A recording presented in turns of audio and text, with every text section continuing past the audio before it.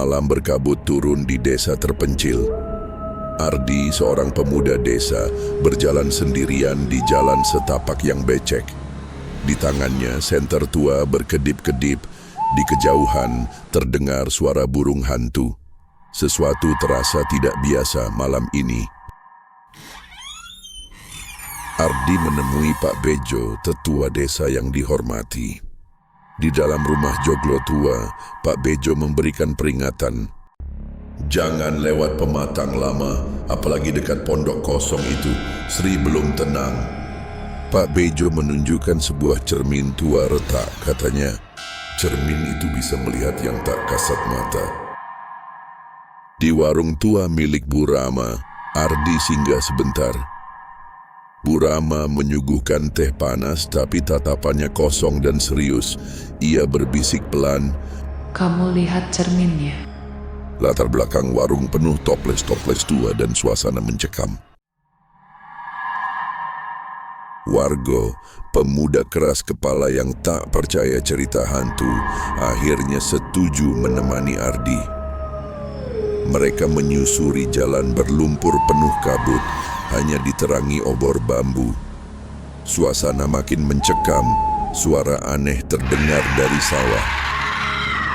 Di dekat pondok tua yang dilarang, kabut semakin tebal.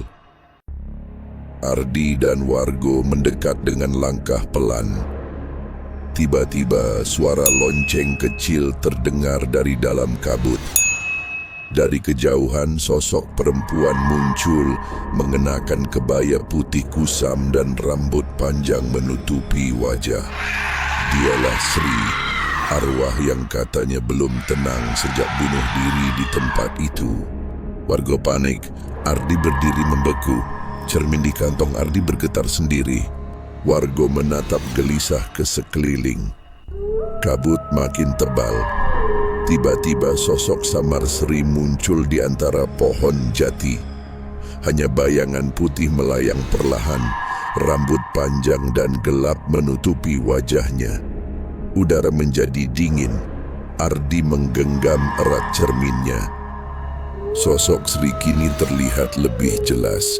Ia melayang pelan, kebaya lusuhnya berkibar tak tersentuh angin. Suaranya lirih seperti bisikan. Mata Ardi membelalak. Wargo melangkah mundur perlahan. Cermin kecil di tangan Ardi mulai bergetar sendiri. Retakan halus muncul seperti ada sesuatu dari dalam yang ingin keluar. Sri makin dekat. Wargo mencoba menahan napas, wajahnya kini pucat. Wargo berteriak. Dia bukan manusia. Obornya bergoyang hebat. Ardi masih diam mematung. Sri sudah sangat dekat, tinggal beberapa langkah di udara. Suara gemeretak terdengar dari arah cermin. Cermin di tangan Ardi bergetar makin kuat. Lalu cermin pecah menjadi serpihan tajam melayang di udara. Angin dingin tiba-tiba berhembus. Sri berteriak melengking dari kejauhan.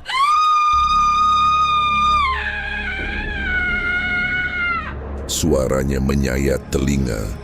Wargo menunduk menutup telinga. Dari serpihan cermin muncul kilatan cahaya putih lembut.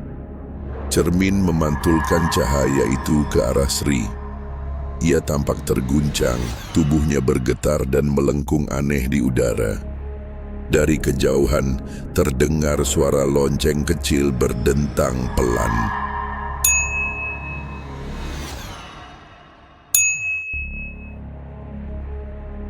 Perlahan, sosok Pak Bejo muncul dari balik kabut. Tubuhnya kecil, tua, membawa tas rotan dan lonceng kuningan tua di tangan. Langkahnya pelan tapi pasti. Sri mengeluarkan suara rintihan panjang, lalu perlahan menghilang ke dalam kabut, seperti ditarik ke alam lain. Kabut mulai menipis. Pak Bejo berdiri tenang, menatap mereka dengan sorot mata tahu segalanya. Pak Bejo duduk bersila di atas tikar pandan. Cahaya lampu minyak menari-nari di wajah tuanya yang penuh keriput. Di pangkuannya terletak sebuah cermin tua besar. Permukaannya retak lebar dari atas ke bawah. Ia memandangi cermin itu dengan tangan gemetar. Wargo dan Ardi duduk bersila menghadap Pak Bejo. Mata mereka tertuju pada cermin tua. Raut wajah mereka tegang, seakan tahu apa yang akan dikatakan Pak Bejo akan mengubah segalanya. Pak Bejo menunduk, suaranya lirih. "Sri, bukan hantu biasa," bisiknya. "Dia anak dari keluarga pendatang. Warga membakarnya hidup-hidup. Ia dikubur diam-diam di bawah pohon asem tua." Ardi membelalakkan mata. "Nama keluarganya sama seperti kakek buyutku." Ucapnya pelan, napasnya tercekat. Wargo menoleh cepat ke arahnya. Cermin di pangkuan Pak Bejo mulai bergetar, pelan tapi terasa. Retakan memantulkan cahaya seperti mata yang hidup. Pak Bejo menatap mereka tajam. Dia sedang mendengarkan. Api lampu minyak tiba-tiba padam. Gelap menelan ruangan. Asap tipis dari sumbu terbakar mengambang perlahan. Bayangan dinding mulai berubah bentuk, seperti tangan-tangan panjang merayap.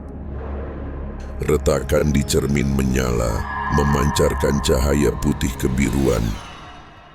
Kilau itu bukan pantulan, seolah berasal dari dalam. Pak Bejo menggenggam cermin erat, wajahnya pucat. Suara-suara bisikan muncul entah dari mana. Nama Sri terdengar berulang-ulang. Sri. Sri. Sebuah bayangan perempuan tampak berdiri di belakang mereka, tak jelas wujudnya. Wargo menoleh perlahan. Dari permukaan cermin Sri muncul perlahan, rambut panjang menutupi wajahnya yang pucat. Matanya merah menyala, tubuhnya setengah keluar dari cermin. Ia diam, tapi dunia seperti berhenti.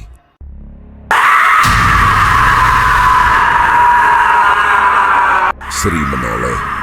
Matanya menatap langsung, bukan pada Pak Bejo, bukan pada Wargo, tapi pada kita, seolah tahu kita menyaksikan. Di matanya ada luka dan dendam. Kabut pekat mengalir dari akar pohon asem. Pelan, tapi pasti, ia menyelimuti tanah desa. Tidak ada suara, hanya desis samar, seperti napas dari bumi. Dari kabut mereka muncul. Sosok-sosok berdiri diam, laki-laki tua tanpa mata, perempuan membawa bayi, anak kecil kepala miring. Tidak bergerak, tidak berkedip, tapi mereka melihat. Wargo dan Ardi berdiri mematung di ambang pintu. Mata mereka membelalak, tak satu pun suara keluar dari mulut mereka. Dunia berubah. Dan mereka tahu ini bukan mimpi.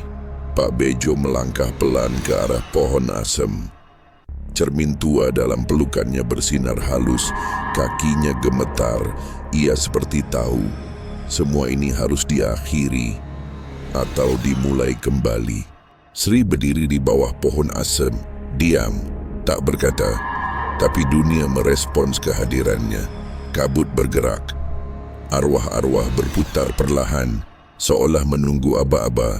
Satu persatu mereka menoleh. Semua arwah itu menatap ke arah kita. Mata mereka kosong, tapi ada sesuatu di sana. Harapan atau dendam.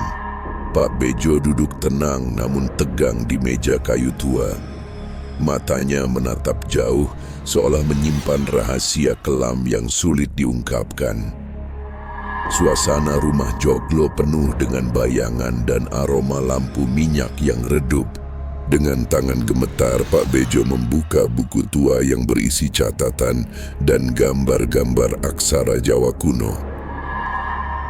Ia mulai membaca sebuah kisah yang sudah lama terkubur dalam sejarah desa. Dulu sebelum desa ini damai, ada kutukan lama yang mengikat kami semua. Suara Pak Bejo berat. Sri bukan satu-satunya korban. Ada banyak jiwa yang terperangkap dalam lingkaran penderitaan dan dendam yang tak berujung. Pak Bejo menunjuk ke gambar makam tua yang rusak. Makam itu dulu dijaga ketat, tapi kini dirusak. Itulah sumber semua kesengsaraan yang muncul kembali. Ini bukan sekadar cerita hantu. Kata Pak Bejo tegas. Kalian harus mengakhiri kutukan ini. Hanya dengan mengembalikan cermin itu ke makam, jiwa-jiwa yang terperangkap bisa bebas. Dan malam itu, untuk pertama kalinya Pak Bejo berbisik lirih. Kutukan itu belum selesai.